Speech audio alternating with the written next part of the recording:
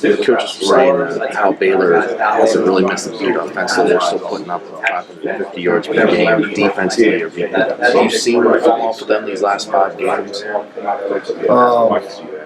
What I see is a different set of guys. I mean, they had, they have young guys and new guys in new places, and have had an affection, and has some guys in different places, But other than personnel, I think they're doing the same things. I mean, again, I don't have the stats in front of me, and I don't really pay attention to all of that. I pay attention to what you do from a configuration standpoint, from a coverage standpoint, from a pressure standpoint. They're doing all the same things, and they've been good. And they're a good football. I think they're a good defense. They're younger, and they've replaced some guys where they're really athletic that are still getting better. You've been around this dude a long time. Have you ever been around a kid like Tyler Wolski?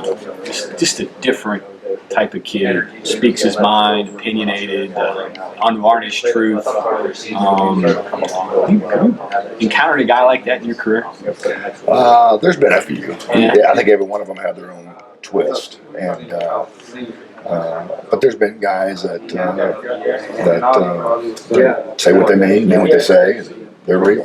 That's what it is. What I think. And it doesn't matter what you think about it, but he's a special guy, and he's got his own personality. And, and everybody understands where everybody's at, and does leadership role, and gets it, knows his role, and comes out and works, lunchbox guy, and gets it done. And he can be vocal. Are those guys enlightening or frustrating to you as a coach when you're dealing with guys who are like that? They're different. My only issue is as long as it's not disruptive and as long as you're productive. I mean, if you're productive and you have results, that's anything I do, as long as it's not disruptive based on what we're trying to get done. He's a guy that's passionate, though. I know he comes off the field and he's got ideas, and they may be right, they may not be, but you've got to appreciate his passion for the game and wanting to perform and the team to perform. Yeah, I mean, his level of interest, he has a pretty. If you gauge his level of interest, it's pretty. He's pretty serious about what he does and how it applies and how effective it is at the end and what else can we do. So he'll voice his opinion, and that goes on in different areas and different positions over the years. But anytime you're somewhere for a long time, you kind of get the offense, you start to dissect defenses and kind of how this applies to this and why we're going this direction and why we're protecting it this way, especially at that position, that quarterback. Beyond the stats, what do you, in your opinion, is his best attribute? What does he bring? I think basically, obviously, he's experienced. He's been around for a long time. And anytime you do something for a long time, you get good at it. And I think consistency. I think he's consistent. It's not like we're having a fall off here, fall off there. He produces at this level. And I think the third thing is that he wants to know what did I do and what do we need to get better and what do I need to work on and stuff like that. So, you mentioned consistency. I mean, he's handling the ball every play. Yeah. If you want a consistent, that's where you want to have a consistent guy who's going to touch the ball every single time it's snapped. Right. I mean, and that falls in. That falls along the line. It just takes a different type of guy.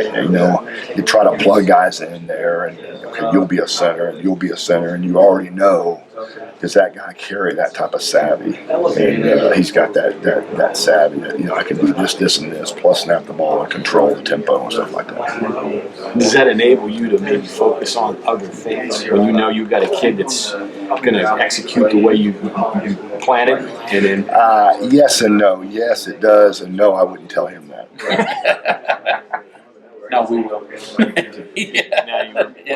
You only got one more regular season game in the ball game, so it's a big game. So we got a lot of work to do left, and it's the mission's the same. It's take one game at a time. It's a series of one-game seasons, and again, the mission's the same. It's the same this week. Preparations. You looking back on the Iowa State game, the fact that you're down to your fourth-string running back and you get 181 yards, that speaks a lot to the development of the offensive line, where you can just put a kid in there because the timing's different from each running back. I mean, there's so many things that go into that, but yet you're still productive. That says a lot for the group that you guys have assembled up there. Right. It does, and Dana's mentioned that already. And it's not like those guys aren't pretty weathered up, and they've been around for a few years, and they kind of earned their stripes. And you're not putting them behind a bunch of guys that just got out there and are brand new. And I think it also falls under the next guy up. I've always said that. Like an Army SEAL said, that's what they say. The next man up. Gee whiz, the next man up. And the guy went out there and had his opportunity, and he's a tough kid. Running back's a tough guy, and he works hard. And you see it in practice and flashes. So I think it's a combination of the running back stepping up and being the next guy. And I think that the offensive line's experience and helped him out a whole bunch being a young guy.